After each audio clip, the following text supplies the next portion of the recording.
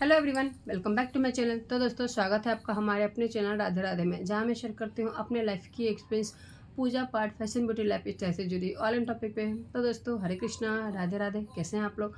I hope कि आप लोग सभी बहुत बहुत बहुत अच्छे होंगे। तो जो ये आज की वीडियो है वो है पितरपक्ष पे। तो पितरपक्ष कब से शुरू हो रहे हैं ये तो आपको आगे पता चलेगा। पितरपक्ष की जो है कुछ जानकारियाँ हैं वो मैं आपको बता दूं। जैसे कि पितरपक्ष भादव में ही लग जाते हैं।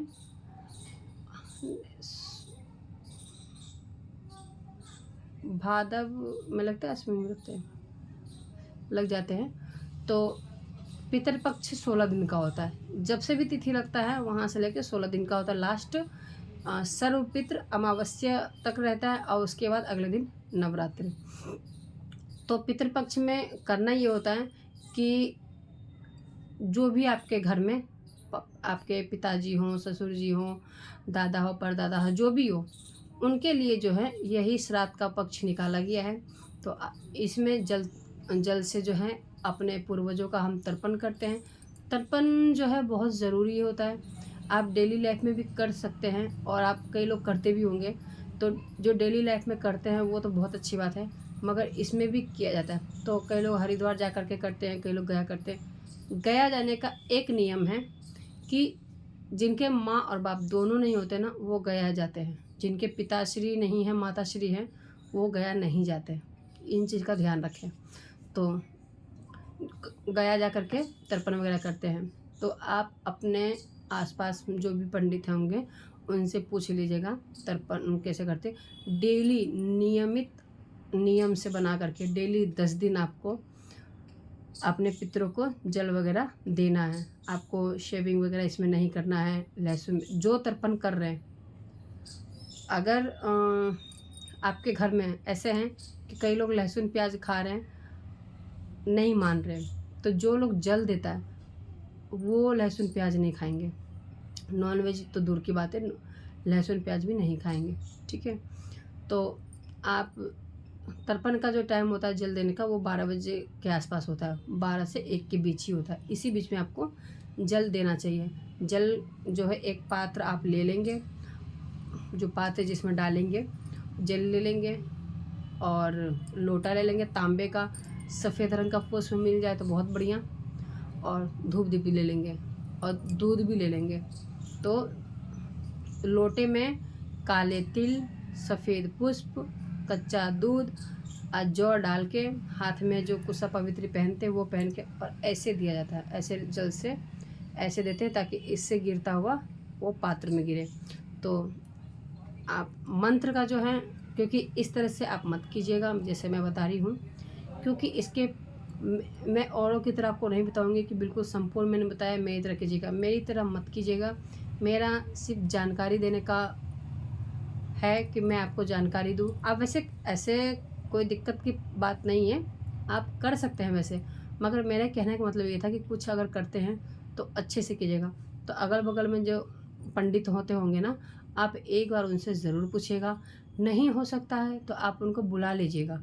एक दिन भी बुला लेंगे और उनको एक बार भी आप वो दिखा देंगे आपको, तो आप उनके बताए अनुसार आप जल देते रहिएगा।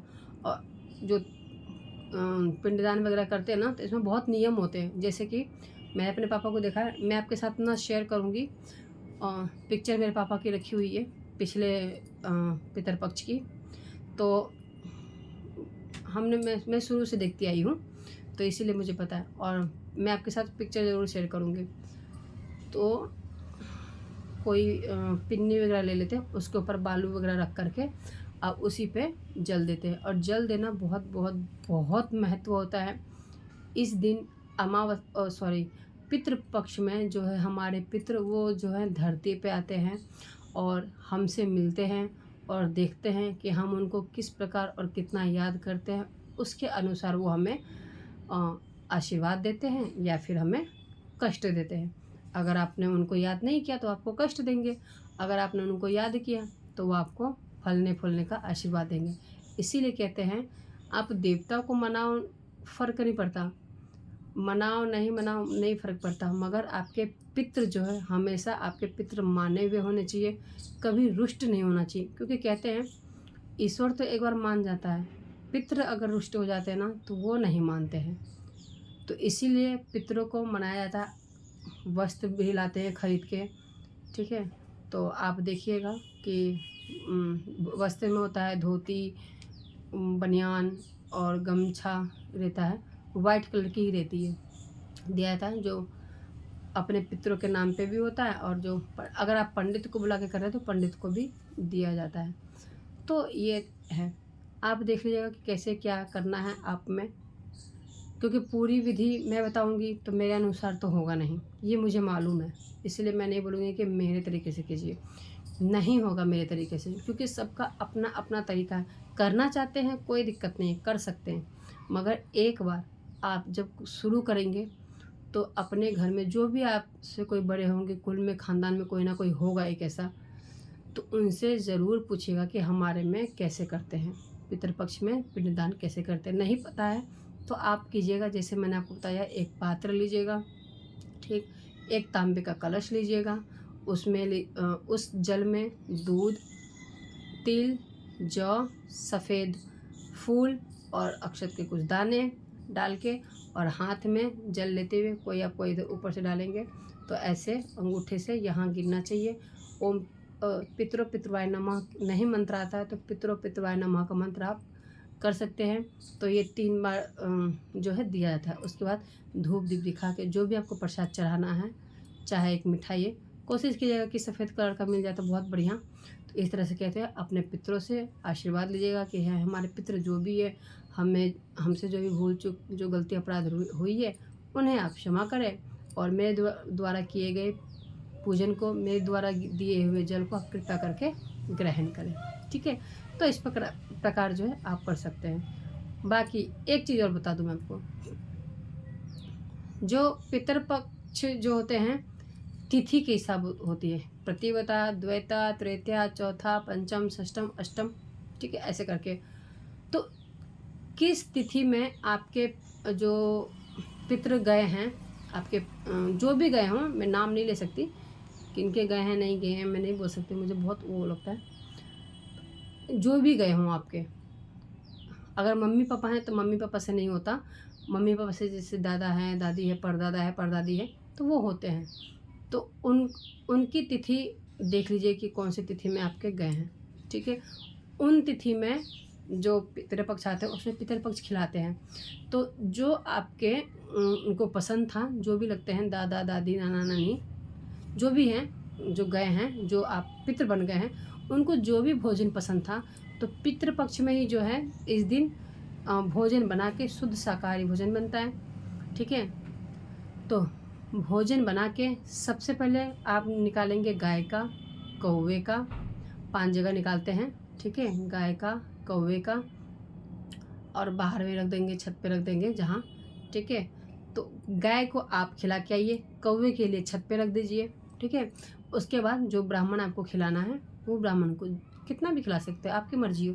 आप 1 खिला सकते हैं, आप 11 खिला सकते हैं, आप 21 खिला सकते हैं, जितनी आपकी सामर्थ्य है। क्योंकि आप जितना खिलाएंगे ना, वो जो ब्राह्मण खाते हैं ना, वही खाया हुआ आपके पितरों को मिलता है।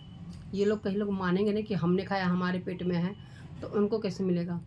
जो ब्राह्मण आपके खाते हैं ना, जितना भी ब्राह्मण खाएंगे वो उनके लिए प्राप्त होती है, वो उनको जाके आगे मिलता है, ठीक है। तो ये चीज़ को ध्यान में रखते हुए आप ज़रूर कोशिश कीजिएगा कि खिलाएं। नहीं है, आप नहीं खिला सकते तो आपने गाय को खिलाया है उसमें भी आपको प्राप्त हो जाएगा, कौवे को खिलाया है उसमें भी जाएगा, अब ब्राह्मण तो है ही, ठीक है, तो उनको खिलाइएगा। तिथि ज़रूर देखिएगा, अगर तिथि नहीं पता है तो फिर मुझे बताइएगा। अगर किसी को सपोज़ कि अगर किसी को तिथि नहीं पता है तो वो खिलाएंगे सर्वपितृ अमावस्या वाले दिन, नवरात्रि से एक दिन जो सबसे लास्ट वाला होता है उसमें। जिनकी माताएं गई हैं उनका मातृ नवमी आता है, अष्टमी के बाद जितिया के अगले दिन मातृ नवमी आता है। उसमें जो है माँ का खिलाते हैं, माँ में चाहे कोई भी हो, दादी माँ, नानी माँ, सासू माँ, उन जिनके भी आप पितर खिलाते हैं वो उसी में खाएंगे।